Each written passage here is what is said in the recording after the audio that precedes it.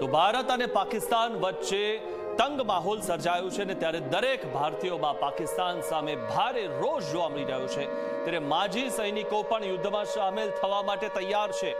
પાકિસ્તાનની નાપાક હરકત મામલે ઝી 24 કલાક સાથે ખાસ વાતચીત કરી હતી, જેમાં તેમણે જણાવ્યું કે માજી સૈનિકો પણ યુદ્ધમાં સામેલ થવા માટે તૈયાર છે।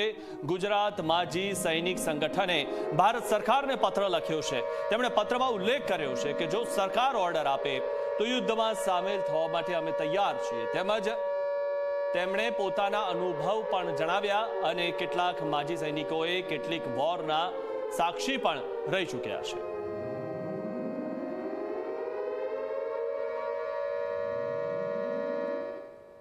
पहलगामમાં આતંકી હુમલા બાદ હાલ ભારત પાકિસ્તાન વચ્ચે તંગ માહોલ છે અને આ પરિસ્થિતિ વચ્ચે આપની સાથે કેટલાક રિટાયર્ડ આર્મી મેન જવાનો જે છે તે જોડાયા છે। તેમની સાથે વાત કરીશું કે તેઓ હાલની આ પરિસ્થિતિને કઈ રીતે જુએ છે, તેમનામાં હજુ પણ તેઓ જુસ્સો છે કે કેમ, કારણ કે જે આર્મી મેનો આપણી સાથે જોડાયા છે તેમાં કેટલાક એવા છે કે જેમણે 1971 વોરમાં ભાગ લીધો છે, 99 વોરમાં ભાગ લીધો છે। એ લોકોનો જુસ્સો કેવો છે તે પણ જાણીશું અને આજની પરિસ્થિતિ વિશે પણ વાત કરીશું। આવા લોકો આપણી સાથે જોડાયા છે। આ રિટાયર્ડ આર્મી મેન જે છે, ભલે ઉંમર છે પણ હજુ હિંમત છે એટલા માટે કારણ કે તેઓ અડીખમ છે અને તેમની સાથે વાત કરીશું। આપ શું કહેશો, હાલની આ પરિસ્થિતિ કઈ રીતે આપ જોવો છો? હાલની પરિસ્થિતિ પાકિસ્તાનની જે આ હરકત કરી છે, બહુ ઘટિયા હરકત કરી છે। હિન્દુસ્તાન એનો જવાબ આપી શકે છે, પણ હિન્દુસ્તાન એટલું શાંત વાતાવરણ રાખવા માગે છે કે એને સમજાવવા માગે છે કે ભાઈ તમે સુધરી જાઓ। એટલે હવે હિન્દુસ્તાનના ગળા સુધી આવી ગયું એટલે એનો જવાબ પ્રધાનમંત્રી સાહેબે એમની રીતે આપી દીધો છે। એટલે હવે બીજી ફેરી હરકત નહીં કરી શકે, કે આતંકવાદીઓને એ લોકો પાળે છે પાકિસ્તાનમાં અને પાકિસ્તાન એમનું આતંકવાદીને સપોર્ટ કરે છે। પ્રોત્સાહન બધું પાકિસ્તાન આપે છે અને બહારના દેશો આતંકવાદીઓને સપોર્ટ કરે છે અને પાકિસ્તાન આતંકવાદીઓને સપોર્ટ કરે છે। એમની રહેવાની જગ્યા, ખાવા પીવાનું બધું કામકાજ પાકિસ્તાન કરે છે। એટલે એમના અડ્ડા ઉપર અત્યારે જે એર સ્ટ્રાઇક કરી એ એના લાયક જ હતી ને બરોબર જ કરેલી છે। અચ્છા, આપ શું કહેવા માગશો? જે પ્રકારની પરિસ્થિતિ થઈ બાદમાં એક લોકોને જાગૃત કરવાનો પ્રયાસ કે જ્યાં એક સાયરન પણ વગાડવામાં આવ્યું, બ્લેકઆઉટ પણ કરવામાં આવ્યું, પહેલાં પણ આવું થઈ ચૂક્યું છે? હા, 1971ની જ્યારે લડાઈ થઈ ત્યારે પણ આ રીતે સાયરન દ્વારા લોકોને સૂચિત કરવામાં આવતું હતું, કારણ કે સાયરન એ લોકોને પેનિક કરવા માટે નથી।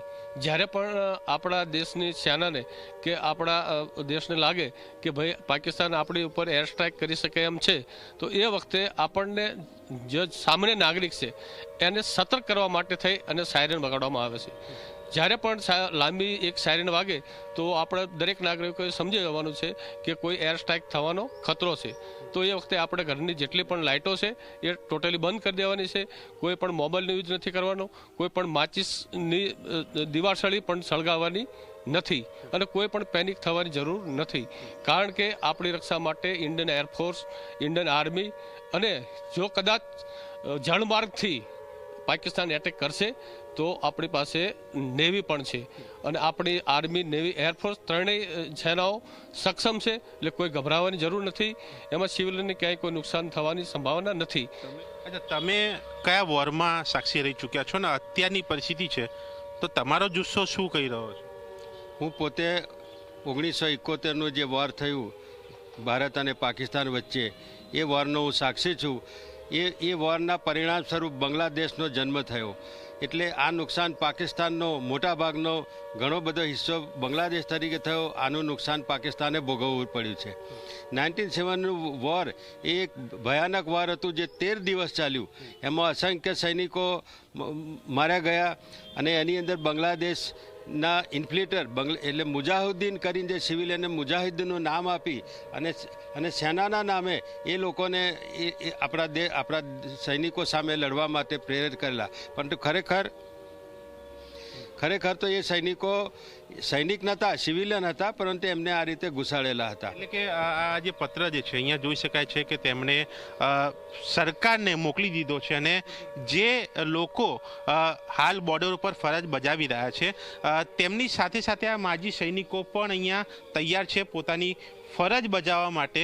ભલે નિવૃત્તિ થઈ પણ આર્મી મેન તરીકે તેમનું પણ લોહી ઉકળે, એક ભારતીય તરીકે દરેકનું લોહી ઉકળે જ્યારે આ પ્રકારની પરિસ્થિતિ થાય.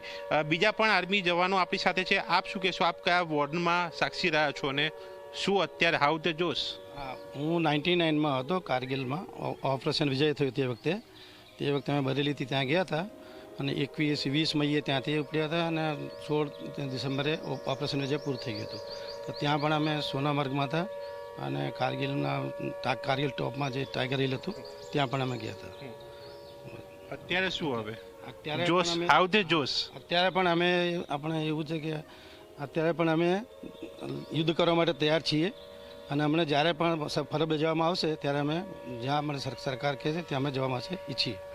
આપ શું કહેશો? કઈ જગ્યાએ કેટલા વર્ષ? આજે પહેલગામમાં આતંકી હુમલો થયો છે એમાં આપણા હિન્દુ બહેનોના સિંદૂર ઉજળી ગયા છે, બરાબર.